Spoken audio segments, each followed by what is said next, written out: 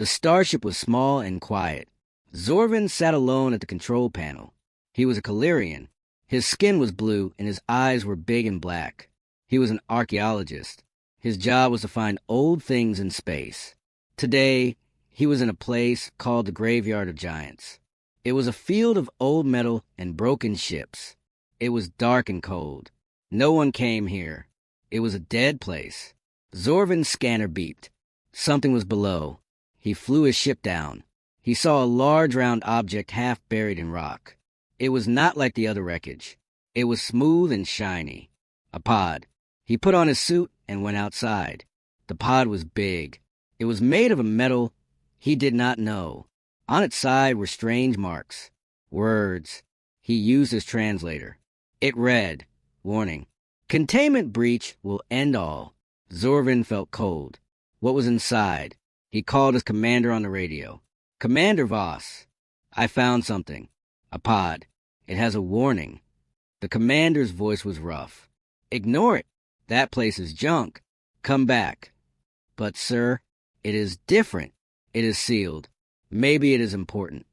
Zorvin, no one cares about dead things. Return now. The call ended. Zorvin looked at the pod. His curiosity was strong. He was a scientist. He needed to know. He touched the pod. It was cold. He found a small panel. There was a button, red and glowing. The warning flashed in his mind, but his finger moved. He pressed the button. A hiss filled the air. The pod began to open. White gas poured out. Zorvin stepped back. His heart beat fast. The front of the pod slid down. Inside was a creature. It looked like a human. Zorvin had only seen pictures in old books. Legends. Monsters from history. They were tall with 2 arms and 2 legs. Skin pale like stone.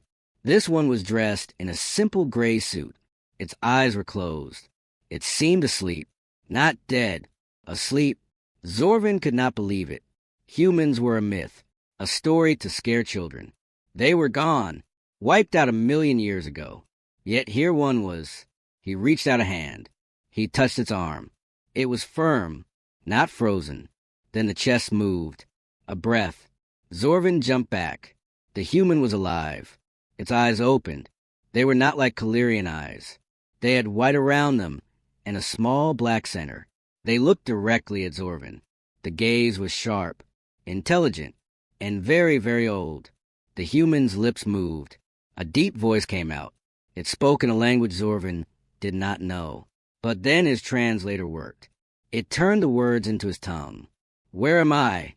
Zorvin was too scared to speak. He managed to whisper. You are in the graveyard. Who are you? The human slowly sat up. It looked around. At the broken ships. At the dark sky. Its face was calm. Too calm. My name is Kale. I am a soldier of the Human Alliance. What year is it? Zorvin told him the galactic date. Kale's calm broke. His eyes widened. So long. They said it would be long. But not this long. Who said? Zorvin asked. Kale did not answer. He stood up. He was tall. Taller than Zorvin. He moved his arms and legs. Testing them. Then he looked at Zorvin with a serious face. You should not have woken me. I am sorry. I was curious. Curiosity killed many, Kale said. He stepped out of the pod.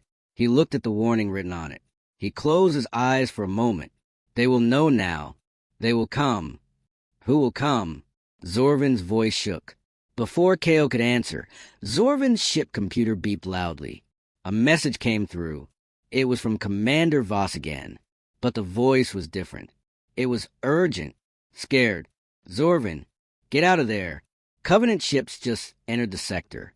They are heading straight for your location. They know you found something. Leave now. Zorvin's blood went cold. The Galactic Covenant. The strongest military in the galaxy. Why would they come here? For a piece of junk? He looked at Kale. Kale's face was hard. He understood. They are coming for me, Kale said. They always feared us. They thought we were all gone. You waking me up sent a signal. A signal they had been waiting to hear for 1,000,000 years. Zorvin pointed to his ship. We must run. Kale nodded. They hurried to the ship. Zorvin started the engines. The ship lifted off the ground. Just as they left, 3 large Covenant warships dropped out of light speed above them. Their weapons glowed blue. Zorvin's hands trembled on the controls. They are blocking us. Kale sat in the seat next to him. He looked at the control panel. His fingers moved over the buttons. He did it quickly, like he knew the system. "Give me control of the defense systems." Kale said, "You know this ship?" "I know all ships," Kale said. His voice was quiet but sure. Zorvin gave him access. The Covenant ships sent a message. A loud voice filled their cabin. "Unknown vessel. You have something that belongs to us. Surrender the human, or be destroyed." Kale looked at Zorvin. "Do you want to live?" "Yes." "Then do not surrender." Kale pressed a series of buttons. The ship's old shields glowed brighter. Weapons Zorvin did not know they came online. The Covenant ships fired. A blast of light shot toward them. But Kale moved their ship in a way Zorvin had never seen. It dodged the blast. Then Kale fired back. A single small missile from their ship. It hit the lead Covenant ship's engine. The big ship sparked and went dark. The other 2 ships stopped. Shocked. In that moment, Kale pushed the engine to full power. They shot past the ships and jumped into light speed. The stars became lines of light. They were safe. For now. Zorvin breathed out. He looked at Kale. This human had just outsmarted the Covenant in seconds with an old, small ship. "How did you do that?" Zorvin asked. Kale stared out at the stars. "I told you, I am a soldier, and they are afraid of me for a reason." He turned his head. His eyes were serious. "But that was nothing. They will send more. And they are not the only problem." "What is the other problem?" Zorvin asked, his voice low. Kale pointed to a small screen on the ship's computer. A strange signal was coming through. It was not Covenant. It was a pattern, a code. It repeated over and over. Kale's face turned pale. He understood the code. "What does it say?" Zorvin asked, scared of the answer. Kale looked at him. His voice was a whisper, full of dread. "It says, 'The Devourer awakens.'" Zorvin stared at the words on the screen. "The Devourer awakens." He looked at Kale. The human's face was hard. His eyes were fixed on the stars outside the window. "What is a Devourer?" Zorvin asked. His voice was quiet in the small ship. Kale did not answer at first. He sat still. Then he spoke. "It is the reason my people are gone." He turned his chair to face Zorvin. "We have time before they find us again. I will tell you, but you must understand. This is not a story for children." Zorvin nodded. He was scared, but he needed to know. "A long time ago," Kale began, "humans were not alone. We lived with many species. The galaxy was full of life. We were explorers, builders. We wanted to know everything." He paused. His eyes looked far away, like he was seeing the past. "But we were different. Other species, they feel things. But humans, we feel more. Our anger is a fire. Our love is an ocean. Our courage is a mountain. We feel too much. It makes us strong. But it also makes us dangerous. That is why they called you monsters." Zorvin asked. "Yes," Kale said. "They saw our power. They saw what we could do. They saw us fight for our friends. They saw us destroy our enemies. They did not understand. So they called us beasts, creatures of emotion." He pointed a finger at his own chest. "But emotion is not a weakness. It is a weapon and a shield. We use it to protect the weak. We fought for those who could not fight. That is why they needed us." "Needed you?" Zorvin was confused. Kale leaned forward. "Yes, because a darkness came, a thing from between the stars. It fed on life, on worlds. It was hungry and endless. They called it the Devourer. No weapon could hurt it. No ship could stop it. It ate everything in its path." Zorvin's heart beat fast. "What did you do?" "We fought it," Kale said. His voice was flat. "We found a way. We could not kill it, but we could trap it, lock it away in a prison of light and gravity. It took all our power, all our science, and many, many lives." He looked down at his hands. We succeeded. The Devourer was trapped. The galaxy was safe. We were heroes. Then what happened? Zorvin whispered. Kale's face turned dark. Fear happened. After the war, the other species looked at us. They saw our power. They remembered our anger. They thought, if humans could trap a god, what could they do to us? They were afraid. So they made a plan. Zorvin felt cold. What plan? To remove us, Kale said. They called it the Great Silence. They attacked us when we were weak. After the war, we were healing. We did not expect it. Our friends became our enemies. They used our own technology against us. They hunted us, ship by ship, world by world. His voice was low. It shook with memory. I was on a military ship. We got the order to run, to hide, to sleep, so that one day, if the darkness returned, we could wake up and fight again. He pointed to the pod outside the window. It was stored in the ship's small cargo bay. I was put to sleep. So were many others, hidden across the galaxy. We were the last hope, but the others, the rest of humanity, they were lost. The ship was quiet. Only the hum of the engine filled the air. Zorvin felt sick. His people, the Calirians, were part of the Galactic Covenant now. They were taught that humans were evil, monsters, a danger removed for peace. But Kale's story was different. You saved them, Zorvin said. And they killed you for it. Kale nodded slowly. Fear is more powerful than gratitude. Suddenly, the ship's alarm blared. A red light flashed. Zorvin jumped. He looked at the radar. 3 dots appeared. Big dots. Covenant warships. They had found them. They are here. Zorvin yelled. Kale was already at the controls. His hands moved fast. They are tracking the pod signal. We cannot outrun them this time. There are too many. What do we do? Zorvin's voice was high with panic. Kale looked at him. His eyes were calm. Too calm. We fight. With this old ship? It is not possible. You do not know what is possible, Kale said. He opened a panel under the control board. Wires and circuits shone inside. This ship is old, but it has a weapon, a human weapon. Installed long ago for emergencies. What weapon? A pulse cannon. It fires a wave of energy. It will not destroy them, but it will shut down their systems. For a few minutes, long enough for us to run. Zorvin watched as Kale reconnected wires. The ship shook. The Covenant ships were closer. A voice came over the radio. Surrender the human. This is your last warning. Kale ignored it. He finished his work. A new button glowed on the control panel, blue and bright. Hold on, Kale said. He pressed the button. Nothing happened for a second. Then a low sound filled the ship. It grew louder. The lights dimmed. All power went to the front of the ship. A blue ring of light gathered at the nose. It spun fast. Then it shot out into space. A wave of blue energy spread out, silent and beautiful. It hit the 3 Covenant ships. Their lights went out. Their engines died. They floated in space, dark and silent. Zorvin could not believe his eyes. Now, go, Kale said. Zorvin pushed the engine. They shot away from the dead ships, into the darkness of space. They were safe again. But for how long? Zorvin looked at Kale. This human had saved his life twice, with skills he did not understand, with a past full of pain. Where do we go now? Zorvin asked. Kale looked at the star map.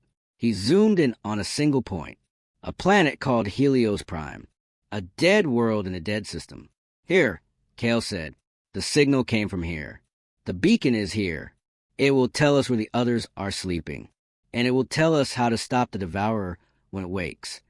Why do you trust me? Zorvin asked. I am one of them. My people fear you. Kale looked at him. For the first time, his eyes were not hard.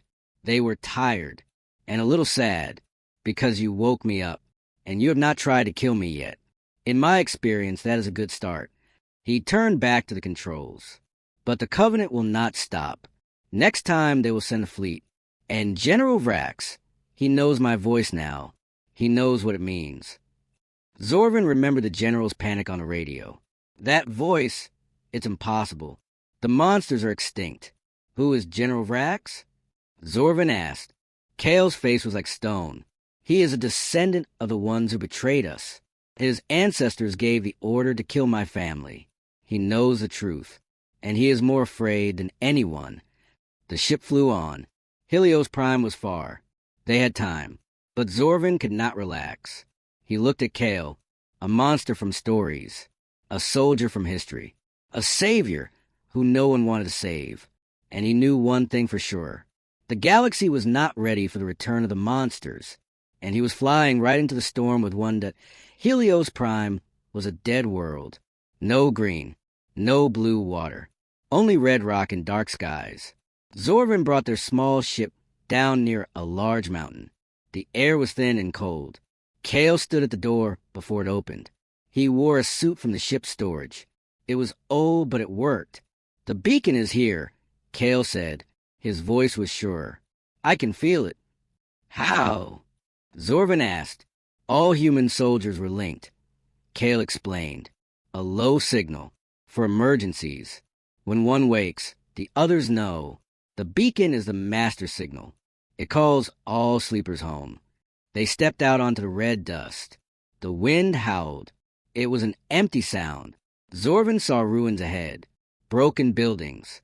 Old metal. All covered in dust. This was an ancient human base. They walked toward the largest ruin. It looked like a dome, half broken. Kale moved fast. He knew where to go. Zorvin struggled to keep up. Inside the dome, it was dark. Zorvin turned on his light. The beam cut through the dust. They saw machines, old computers, tables and chairs, all broken, all silent. Kale went to a wall. He brushed away dust. There was a symbol, a circle with a line through it, the human symbol for home or base.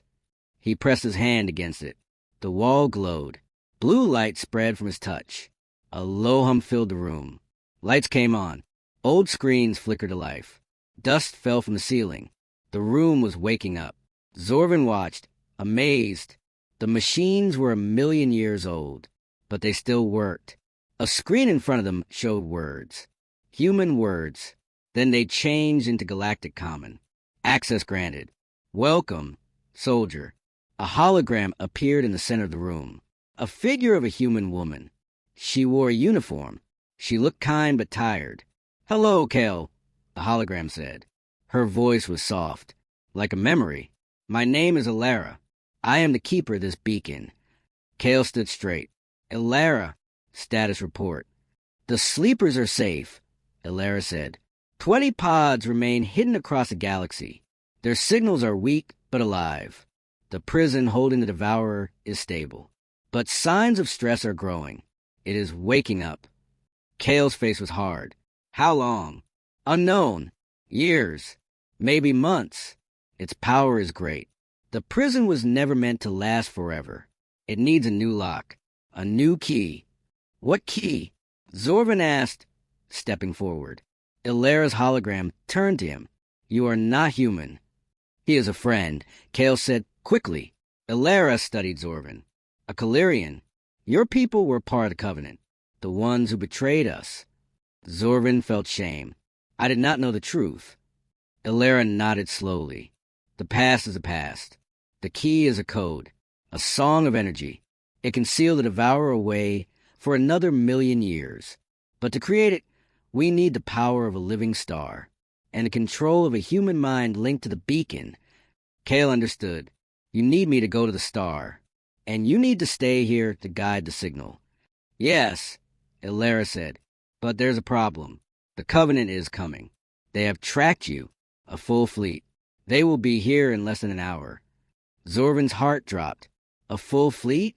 We cannot fight a fleet. We do not need to fight them, Kale said. He looked at Ilara. Can you activate the base defenses? The main weapon is offline. It was damaged in the Great Betrayal. But the shield is at 40%. It can hold for a short time. Then we have a plan, Kale said. You stay here. Ilara, get the beacon ready to send the signal to the sleepers. We will draw the fleet away. How? Zorvin asked, afraid. Kale pointed up. We take our ship. We make them chase us. While they are busy, Ilara can work. When the signal is sent, we run.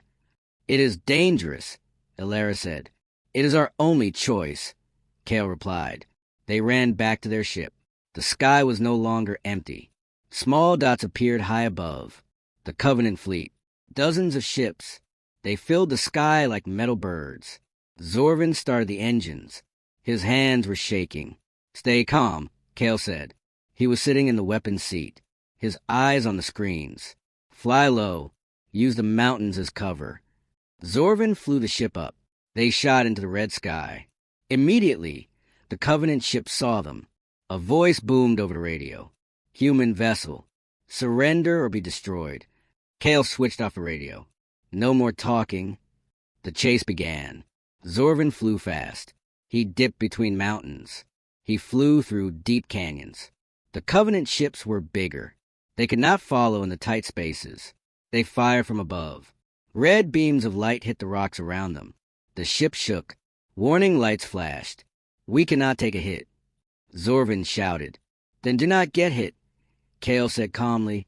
He fired the ship's small guns. Not at the ships. At the mountain tops. Rocks broke free. They fell like rain onto the Covenant ships below. 2 small ships were crushed. But the big ships kept coming. Then a new voice came over a different channel. A clear, cold voice. It was General Vrax. I know you can hear me, human. You cannot run forever. Your kind had their time. Now you are just a ghost. A bad memory. Let's put you back to sleep. Kale's jaw tightened. He opened the channel. He spoke only 3 words. Try it yourself. He fired a missile. Not at the ships. At the ground near the base. It exploded. A huge cloud of red dust covered the area. The Covenant ships lost sight. In that moment, Kale turned to Zorvin. Now, go straight up, full power. Zorvin pulled the control.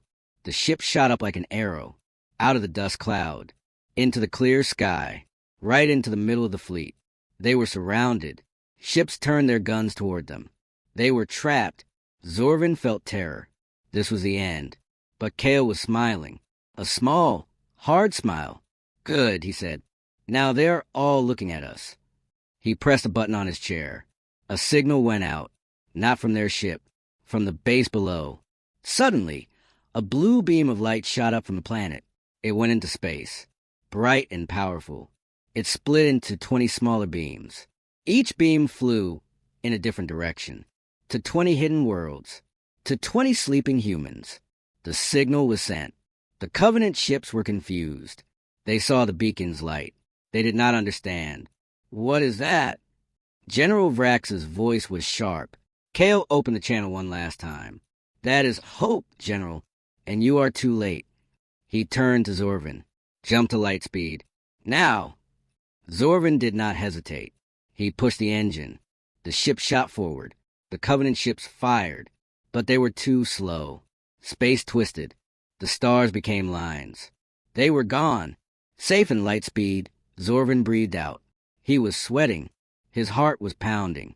We did it, he said. The signal is sent. Kale nodded. He looked at the screen.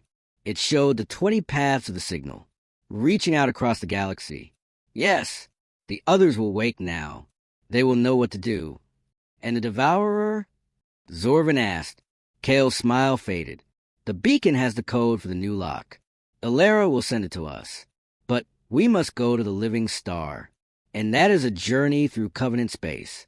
They will be waiting for us. All of them. He looked at Zorvin. The real war is about to begin. And this time, humanity will not fight alone. He paused. His eyes were serious. Because you are with us now, Zorvin. You are part of this. Like it or not. Zorvin looked at the stars. He thought of his home, his people, the lies they were told. He made a choice. I am with you, he said. I want to see the truth. I want to help. Kale put a hand on his shoulder. A human gesture. It felt strange, but it felt right. Then welcome to the war, Kale said. Let's go and wake the galaxy. The ship sailed through the silent black. Zorvin checked the star maps. They were heading for a place called the Crimson Nebula. A living star pulsed at its heart. That was their target. That was where they would create the key to lock away the Devourer forever. But the journey was long, and space felt heavy with danger. Kale sat very still. His eyes were closed. He was listening, not with his ears, with his mind. "They are waking up," he said softly. He did not open his eyes. Zorvin looked at him. "The other humans?" A slow nod. "I can feel them. 20 points of light, flickering on across the dark. They are confused. They are scared. They are reading the beacon's message. They know what they must do. What must they do?" "Find us," Kale said, opening his eyes. They held a fierce light. "The beacon sent them our location. We are the rally point. We must stay alive long enough for them to arrive." A soft chime came from the ship's computer. A new message. Not on the main screen. On a private, secure channel Zorvin did not recognize. It was a text message, in the same code as before. Kale read it. His face, always so hard, softened for a second. Then it became grim. "It is from Alara, the beacon. What does it say?" Zorvin asked, leaning closer. "She has sent the energy code. The song for the lock. But there is more." Kale's voice was low. "She says the Covenant has landed on Helios Prime. They have found the base." Zorvin's breath caught. "Is she okay?" "The beacon is a machine. And a mind. She was a person once. Her consciousness lives in the system. She cannot run, but she can fight." Kale's hands clenched into fists. "She is buying us time. By the time the Covenant breaks through her defenses, we must be at the star." The weight of it settled on Zorvin. Another sacrifice. Another life given for their chance. "We will not waste it," Zorvin said, his voice firm. Kale looked at him. He saw the determination. He gave a single, approving nod. Suddenly, the ship shuddered. A loud bump echoed through the hull. The lights flickered.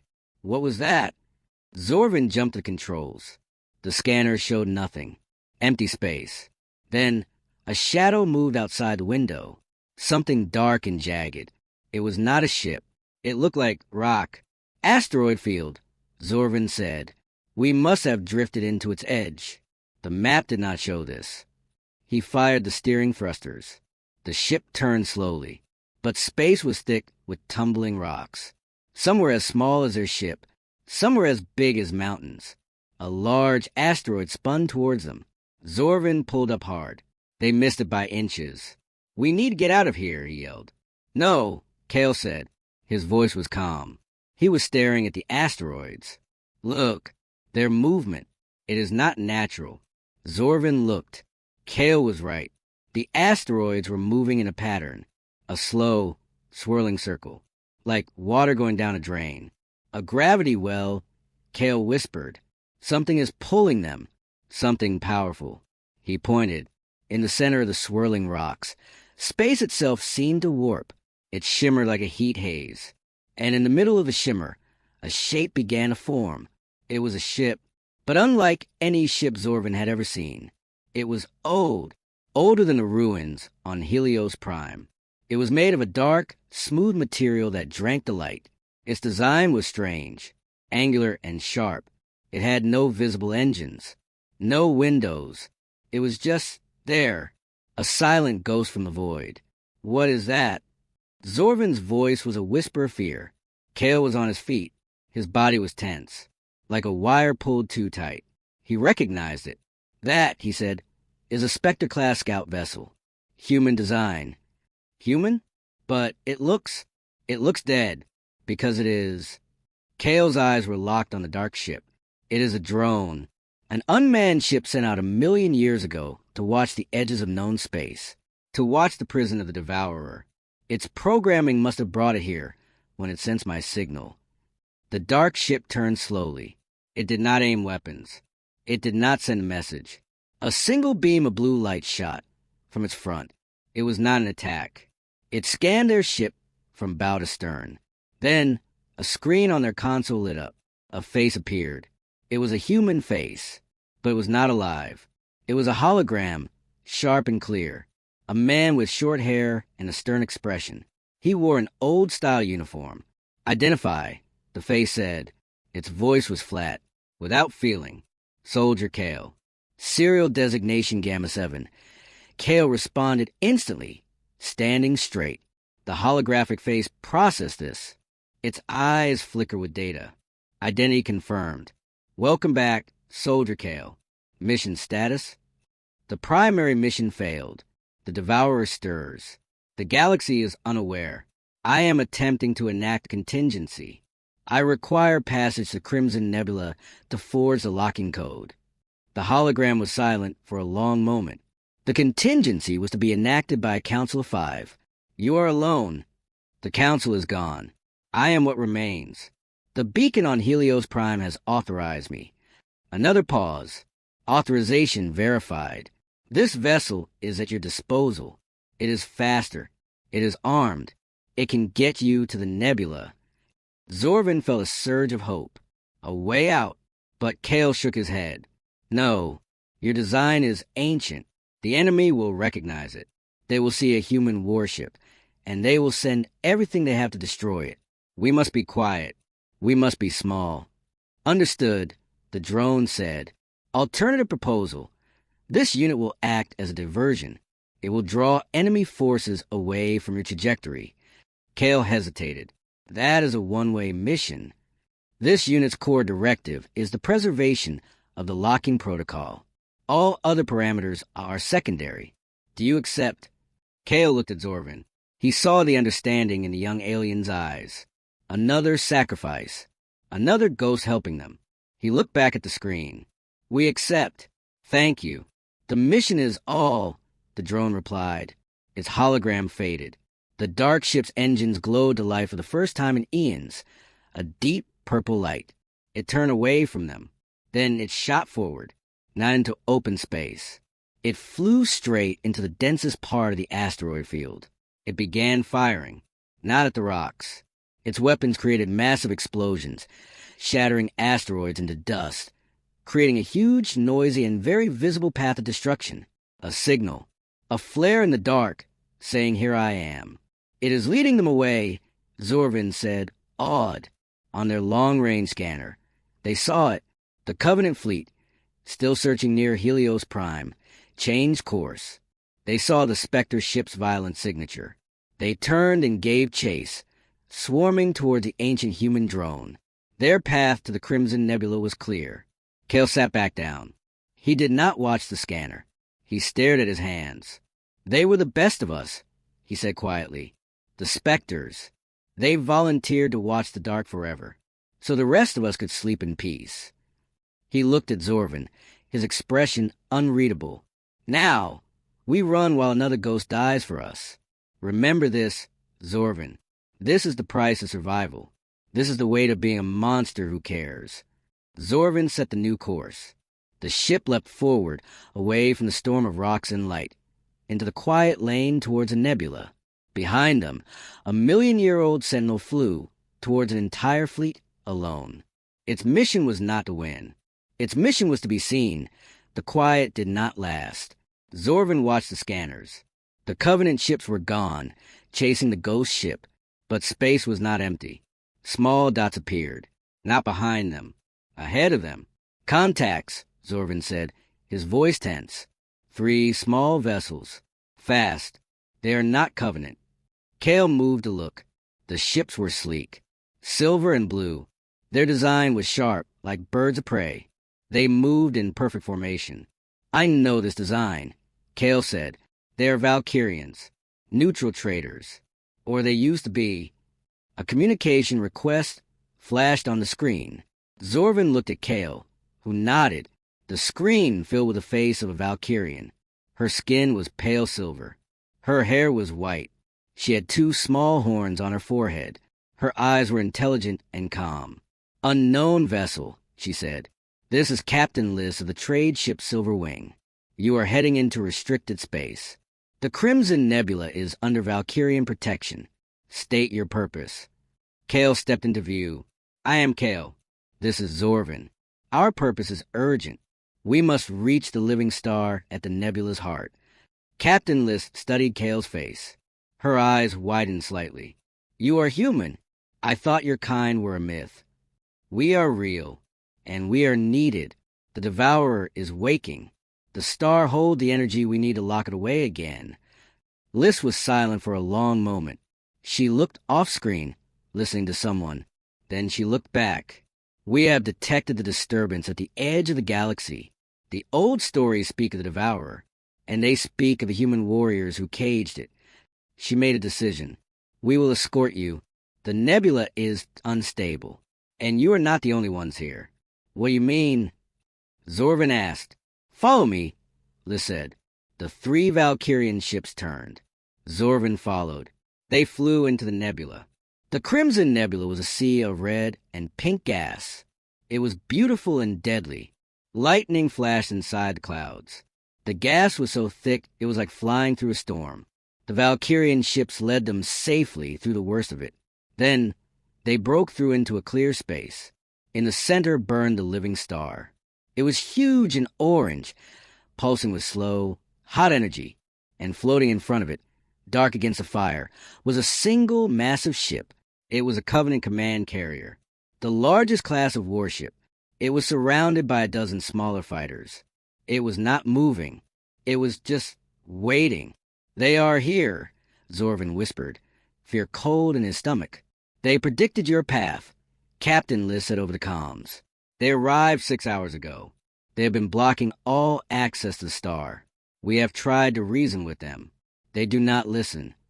On the main screen, a new face appeared. It was General Vrax. His face was hard. His eyes burned with anger. Human, Vrax spat, and his pet traitor. Did you think you could slip past us? You do not understand what you are doing, Vrax, Kale said, his voice low and steady. That star is not a weapon. It is a tool. The only tool that can save the galaxy. Lies! Vrax shouted. Your kind only brings destruction. You are a disease. And today, we will burn the last trace of you from the universe. Destroy that ship. The Covenant fighters turned. Their weapons glowed. Brace. Zorvin yelled. But before the fighters could fire, the 3 Valkyrian ships moved. They shot forward, placing themselves between Zorvin's ship and the Covenant. Captain Liz, what are you doing? Zorvin said. We are neutral. Liz's voice came through, firm and clear. But we are not blind. We remember the old stories, and we choose a side. She opened a channel to Vrax. General, stand down. Let them pass. Vrax laughed. It was a cruel sound. You are traitors. You have no weapons that can hurt us. You are wrong, Liz said. Her silver ships did not fire lasers. Instead, they released a cloud of small, glittering pods. The pods flew toward the Covenant fighters and attached to their hulls. What is this? Vrax demanded. Nanites, Liz said. They will not destroy your ships. They will simply put them to sleep. For a few hours. The Covenant fighters sparked. Their lights died. Their engines shut off. They floated, powerless. Vrax's face turned purple with rage. You will pay for this. His command carrier's main gun began to charge. A weapon that could vaporize a planet.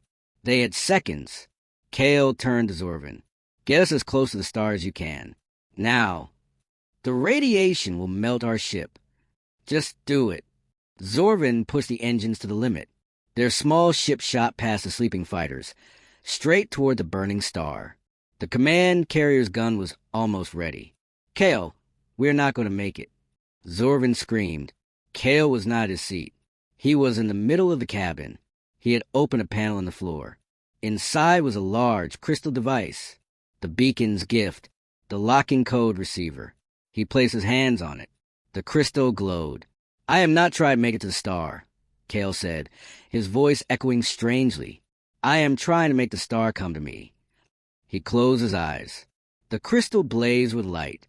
A beam of pure energy shot from their ship, not at the Covenant, at the star. The beam hit the star surface. For a moment, nothing happened. Then the star pulsed. A wave of energy rippled out from where the beam struck. It was not heat. It was a golden light. It moved faster than anything Zorvin had ever seen. The wave hit the Covenant command carrier just as it fired. The carrier's massive laser blast hit the golden wave and stopped. The energy was absorbed, dissolved into the light. The golden wave passed through the carrier. The huge ship did not explode. Every light on it simply went out. It went dark and silent, like a dead whale in space. The wave passed over their ship. Zorvin felt a warm tingle. All their systems flickered, then came back stronger, fully powered. The wave spread out, fading into the nebula. Silence. The star burned calmly. The Covenant fleet was dead in space. The Valkyrian ships were unharmed. Kale took his hands off the crystal. He fell to his knees, breathing hard. He looked exhausted. "It is done," he panted. "The star has given us the key. The code is now in the crystal. A song of power to lock away the darkness." Captain Lissa's face appeared again. She looked shocked. What was that?" "A message," Kale said, getting slowly to his feet. "A handshake with a star. Now we have what we need." He looked at the screen, at the Dark Covenant carrier. They are not destroyed, just asleep, like their fighters. The energy wave neutralizes all weapons and engines for a time. They will wake up in a few hours. "Then we must go," Zorvin said. "Yes," Kale said.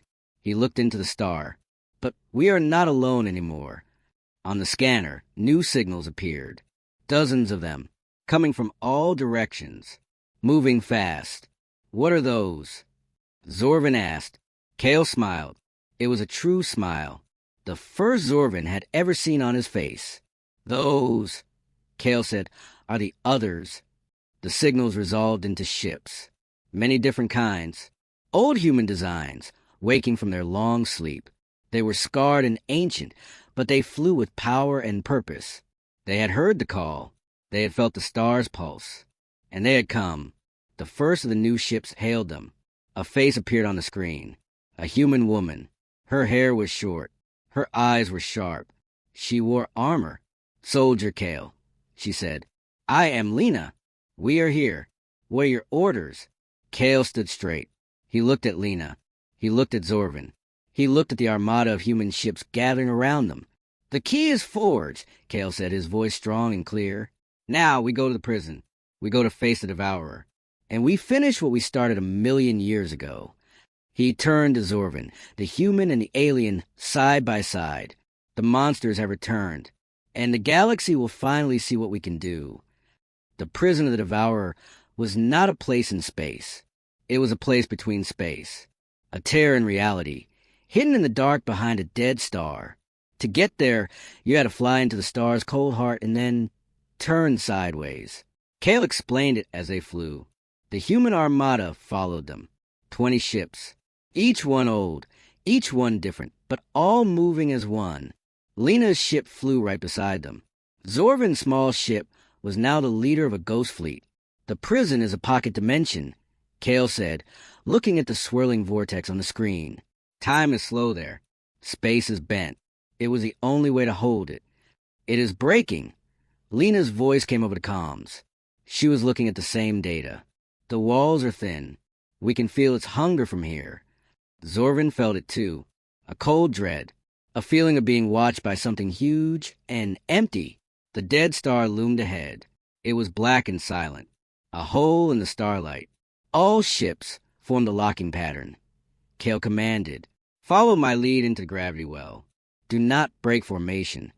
The human ships arranged themselves in a complex shape, a sphere of metal and light. Zorvin's ship was at the very center. The crystal device glowed on the floor, pulsing in time with Kale's heartbeat. They flew into the dead star's shadow. Space twisted. The stars blurred into streaks. Then, everything went silent. The noise of the engines vanished. They were in the prison. It was a gray place. No up, no down. Broken pieces of old ships and planets floated in the stillness. And in the center of it all, a storm of pure black raged. It had no shape. It was a hole of nothingness, eating the gray light around it. The Devourer. It saw them. The storm grew. Tendrils of shadow reached out towards the fleet. "Begin the sequence." Kale yelled. He placed his hands on the crystal. The other human ships did the same with their own devices. A network of golden light connected all 20 ships, with Zorvins at the core. The light formed a net, a cage of pure energy, and shot toward the black storm. The light hit the darkness. There was no sound, but Zorvin felt a scream in his mind. The Devourer fought back. It pushed against the golden net. The human ship shook. Alarms blared. "We are not strong enough." Lena shouted, "The prison is too weak. It is feeding on our energy." Kale strained, his face tight with effort. The crystal was cracking. The song of the star was being drowned out by the silence of the void. Then, new lights appeared on the edge of the scanner. Hundreds of them. "It's the Covenant," Zorvin said, his hope crumbling. "They woke up. They found us." General Vrax's command carrier, along with his entire repaired fleet, dropped into the gray space. They aimed every weapon at the human ships. "Now, monster." Vrax's voice was a snarl over the open channel. "You die with your creation." "Vrax, you fool." Kale roared, not letting go of the crystal. "If you fire, you will break the prison. It will consume us all." "I do not care." Vrax screamed. "All ships, fire." The Covenant fleet unleashed hell. Laser beams and missiles flew towards a tangled web of humans and the Devourer. But the shots never hit. New ships jumped in. Silver and blue. Valkyrian traders. Captain Lissa's voice cut through the chaos. "Covenant fleet, stand down. This is your final warning." More ships arrived. Not just Valkyrians. Dozens of other species. Ships Zorvin had never seen. All the races who had heard the truth. From Zorvin's broadcasts, from whispered stories, from the proof of the sleeping fleet at the nebula. They had come. They formed a wall between the Covenant and the humans. You would defend these beasts. Vrax screamed at the gathered galaxy. "We defend our future." Captain Liss shot back. "Something you have forgotten." The Covenant fired on the new alliance. A battle erupted in the gray hell of the prison. Lasers crossed. Ships exploded in silent flashes. It was chaos. And in the center, the golden net was failing. The Devourer grew, fed by the violence and fear. Zorvin looked at Kale. The human was on his knees, blood trickling from his nose. The crystal was almost dark. "It's not working," Zorvin said, despair filling him. Kale looked up. His eyes were not on the Devourer. They were on the battle. On the Covenant killing their would-be saviors. On the galaxy fighting itself while the true enemy grew. And he made a choice. He let go of the crystal. "No!"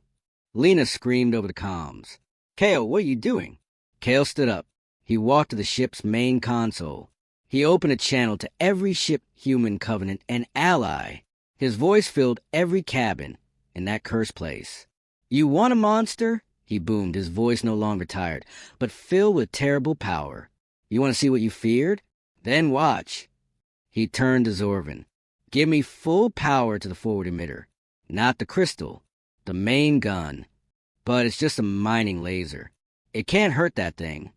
"I am not aiming at the Devourer," Kale said, his eyes burning. "I am aiming at them." He pointed at the heart of the Covenant fleet, at General Vrax's command carrier. Zorvin didn't understand, but he obeyed. He routed all power, even life support, to the pathetic little weapon. Kale fired. A thin, bright beam of light shot from their ship. It was insignificant, a joke, compared to the weapons around them. It hit the command carrier's shield and splashed harmlessly. Vrax laughed over the comms. "Is this your wrath, human?" A light show. But Kale was not trying to break the shield. The beam was not a weapon. It was a message, a data stream. Encoded in the light was everything. The history of humanity.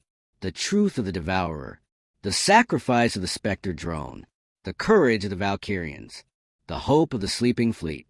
And the final, terrible recording from a beacon. Illyra's last moments as the Covenant broke down her door. Her voice calm, saying, "Tell them we forgive them." This flood of truth hit the Covenant ship's computers. It bypassed their firewalls. It played on every screen, in every mind, for every soldier. The laughter died. The firing stopped. For a moment, There was only the silent, horrifying truth. General Vrack stared at his screen, at the face of Alara, at the history of his own people's betrayal. His rage melted away, replaced by a dawning, awful horror. "What have we done?" he whispered, his voice heard by all. In that moment of shared silence, the human Lena acted. "Now!" she yelled. The 19 other human soldiers, their hands still on their crystals, focused not on containing the devourer, but on pushing it. They took all their energy, all their will, and with a united scream that echoed in the void, they shoved the golden net of light, and the black storm inside it, away from a battle, toward the only source of power strong enough to seal forever, toward the dead star at the entrance of the prison. The devourer, caught in the net, was hurled out of the tear in reality. The human ships, their energy spent, went dark and still, floating lifelessly. Outside, in real space, the black storm of the devourer was ejected from the prison. It writhed against the golden net, and the dead star, its gravity now unstable from the breach, began to collapse. The star imploded. It created a singularity, a tiny, perfect black hole. The golden net, with the devourer inside, was pulled into black hole's grasp. The song of the living star, the locking code, activated one final time at the event horizon. There was a flash of light that swallowed the darkness. Then nothing. The black hole stabilized, a silent tombstone. The devourer was gone, locked away by gravity and song. In the gray prison dimension, the battle was over. The remaining ships, Covenant and Ally alike, floated in the silence. The human armada was dark, lifeless. Zorvin's ship had no power. He sat in the dark, next to Kale, who breathed slowly, eyes closed. Then, one by one, lights flickered back on in the human ships. Backup power. Lena's face appeared on Zorvin's dead screen, transmitted by a weak radio signal. "Kale, report." Kale opened his eyes. He looked at Zorvin. He smiled, tired but whole. "We are here," he said.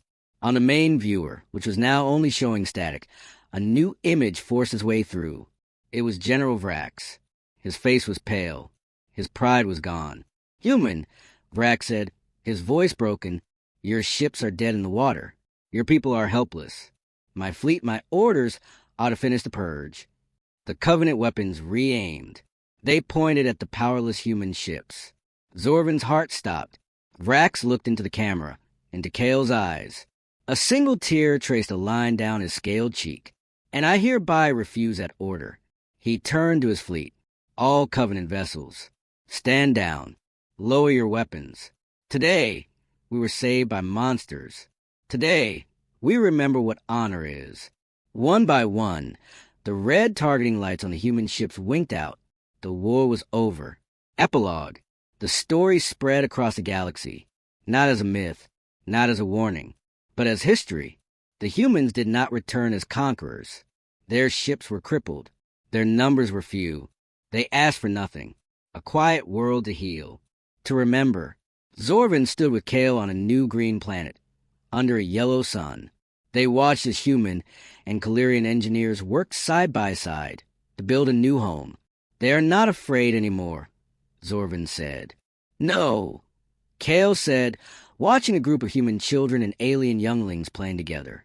"But they will remember, and maybe that is better." A shadow fell over them. A massive Valkyrian trade vessel, adorned with honor markings, descended from the sky. Captain Liss walked down the ramp, a data pad in her hand. "A message," she said, her face serious. "From deep space. From outside the galactic rim. It was sent to all former human military frequencies." She handed the pad to Kale. Zorvin looked over his shoulder. On the screen were 3 words, clear and stark against the black. "Humanity, come home." Kale looked up from the pad, past the sky, into the endless stars. His old soldier's posture returned. The peace was gone from his eyes, replaced by a familiar, fierce light. Zorvin knew that look. It was the look of a monster who had just heard the call to war. The message burned in Kale's mind. "Humanity, come home." It repeated, a beacon of pure data, cutting through the quiet of their new world. It wasn't from their galaxy. The signal originated from a place the star charts called the Great Void, a vast, empty stretch between galaxies where nothing was supposed to exist. Captain Liss shifted her weight, the planet's grass soft under her boots. The transmission repeats every standard hour. It contains coordinates. And something else. What else? Zorvin asked, looking from her troubled face to Kale's stony one. Biological data, she said. Encrypted, but my scientists cracked the outer layer. It contains human genetic markers. Perfect, unaltered baseline human DNA. The kind from before the Great Silence, before the Purge. Kale closed his eyes. The message wasn't just a summons. It was proof that somewhere out there, humanity had not just survived, it had thrived. Where are the others? Zorvin asked, looking toward the settlement. The few dozen humans who had woken across the galaxy were here now. Building, healing. Lena has seen it. They all have, Liz said. They feel it. A pull. Kale finally spoke, his voice rough. It is the core directive. The final protocol.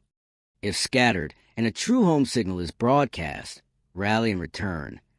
We thought Earth was gone, consumed in the first betrayal. But what if it wasn't? Zorvin whispered. That night, a council gathered. The 20 awakened humans. Zorvin, Captain Liss, and, to the shock of all, General Vrax. He came in simple clothes, his military insignia removed. He stood at the edge of the firelight, a silent, somber figure. Lena stood, her face illuminated by the flames. The signal is authentic. It uses command codes known only to the First Colony Fleet, the ones who left before the Devourer War. We thought they were lost. They were not lost, Kale said, staring into the fire. They were waiting, and now they're calling. Why now? Zorvin asked a question on everyone's mind. After a million years, why call now? We answered that call once before, said a human named Aaron, his voice old and tired. We rallied to fight the Devourer. That war left us vulnerable. It led to our ruin. Silence fell. The memory of the recent sacrifice was still raw. This is different, Lena argued. This is not a call to war. It is a call to come home. Is there a difference? Kale asked quietly. For us, home has always been worth a war. He looked at Vrax. General, your people's historians, your oldest archives. Do they speak of the First Colony Fleet? Of where they went? Vrax stepped forward, the firelight making the scars on his face seem deeper. We have legends of a great human exodus. They left in giant arcs, heading into the nothingness. We believed it was a myth to explain your disappearance, a story to make your end seem noble. He paused, his pride warring with his new humility. Our deepest military scans of the void have always shown anomalies, gravity where there should be none, tiny ripples of energy. We classified it as background noise. Not noise, Captain Liss said. Cloaking. On a scale I cannot comprehend. A decision hung in the air, heavy as a planet. We must go, Lena said, her voice firm. We have 20 ships, Aaron countered. All damaged. Our people are few. We are seeds, just taking root. To leave is to risk everything again. Kale stood. All eyes turned to him. The first one awakened. The soldier who had united ghosts. We are not just seeds, he said, his voice low but carrying to every ear. We are a promise to those who slept and died waiting for this day, a promise to the ones who sent that signal, who held a light in the dark for 1,000,000 years. He looked at Zorvin. And we are not just humans anymore. He turned to the group. We do not go as a war fleet. We go as an answer. We take one ship, the fastest. The rest stay, build, heal, guard this new beginning. And who goes on this one ship? Lena asked, though her eyes already held the answer. I go, Kale said. I go, Zorvin said immediately. Kale nodded, gratitude in his eyes. He looked at Vrax. General, I need a navigator who knows the void's anomalies as more than noise. Vrax stiffened, then gave a slow, single nod. I will go. Captain List smiled, a sharp, Valkyrian smile. You will need a ship that can get you there. My Silver Wing is the fastest in this sector, and her crew is persuasive should you meet trouble. The plan was set. It was madness. A journey into the absolute unknown with an alien, a former enemy, and a traitor. The next days were a blur of preparation. The Silver Wing was modified, its cargo hold stripped for extra fuel and stealth systems. The coordinates were locked into its core.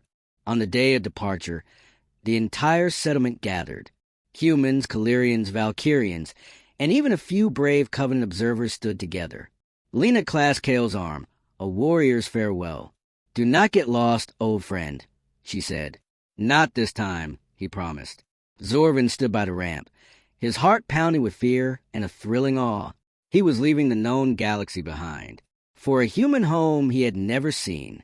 As the Silver Wing's engines hummed to life, Kale stood at the viewport, looking back at the green world at the fragile peace. Are you ready? Captain List asked from her pilot's chair, her hand steady on the controls. Kale did not look away from the shrinking planet. I have been ready for 1,000,000 years. The ship shot into the stars, toward the edge of the galaxy, and into the endless, hungry dark of the great void.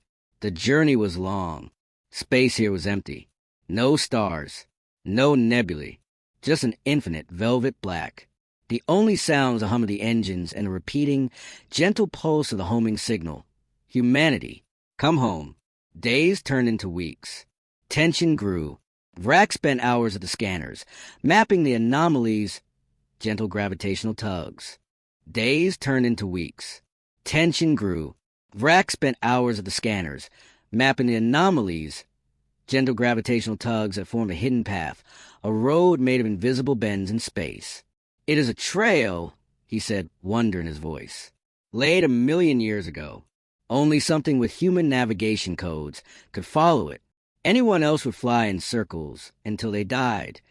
Finally, after a month of nothingness, the sensors shrieked. Massive energy signature ahead. Liz called out. It's blocking the entire path. On the screen, a storm of crimson light filled the view. It wasn't a nebula. It was a wall of churning, violent energy. Lightning made a plasma dance across a 1,000,000-mile span.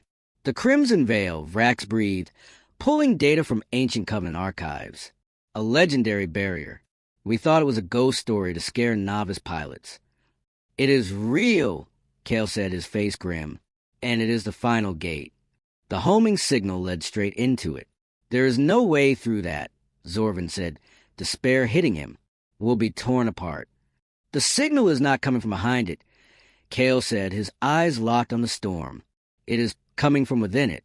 The veil is not a barrier. It is a cloak. Liz checked her instruments, her silver skin pale. He is right. The density is an illusion, a projection, but the energy readings are still lethal. Flying into it is suicide without the right key. Kale walked to the center of the cabin. He looked at the crew, the alien, the Valkyrian, the repentant general. The first fleet would have left a key, he said, a key only humanity could use. He closed his eyes, reaching not for a machine, but for the memory in his blood, the genetic code the signal had carried. He focused on it, on the deep, resonant pattern that defined home.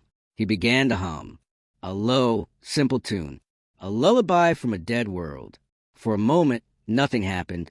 Then, the crystal device they'd used to lock the Devourer, now dark and inert in the cargo hold, flared to life.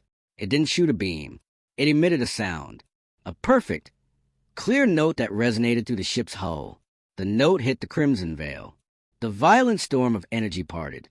Like a curtain drawn back, the plasma and lightning slid aside, revealing a calm, dark tunnel leading into the heart of the maelstrom. Captain List didn't hesitate. She guided the Silver Wing into the tunnel. The walls of energy crackled around them, close enough to touch, held at bay only by the single, sustaining note from Kale's song. They flew for an eternity, the tunnel stretching before them, and then they emerged. The crimson veil fell behind them, once more a solid wall of storm. Before them was not empty void. It was a star system, a gentle yellow sun, a single, beautiful blue and green planet, third from its sun, and around it, like a necklace of diamonds, orbital platforms and graceful ships glided in peaceful silence. Earth, not destroyed, not a tomb, home, alive, glowing and waiting. On every screen, on every frequency, one word bloomed, clear and warm, in a language of species that had never truly died. Welcome. The silver wing drifted, silent, dwarfed by the immensity of the sight. Zorvin wept without shame. Vrax stood motionless, his worldview shattering and reforming. Liss let out a soft, awed breath. Kale fell to his knees, his hand against the viewport, trembling. He was not looking at the planet. He was looking at the dozens of massive, sleek vessels now detaching from the orbital platforms and moving toward them. Ships of a design he had never seen, beautiful and powerful. And on the lead ship, painted clearly on its hull, was an emblem, a golden circle around a blue planet, with stars for a crown, the emblem of the First Fleet, the Lost Children. And standing in the viewing bay of that lead ship, visible even from this distance, were figures. Tall, proud, and unmistakably human. They were not waving weapons. They were waving their hands in greeting. Kale, the last soldier of a dead war, the monster who had saved the galaxy, finally found his voice. It was a whisper, filled with a million years of longing, of loss, and of a hope that would not die. We're home. The asteroid prison floated in the dark sector, a monument to a finished war. To the Empire, it was a classified mystery. To historians, it was a curiosity.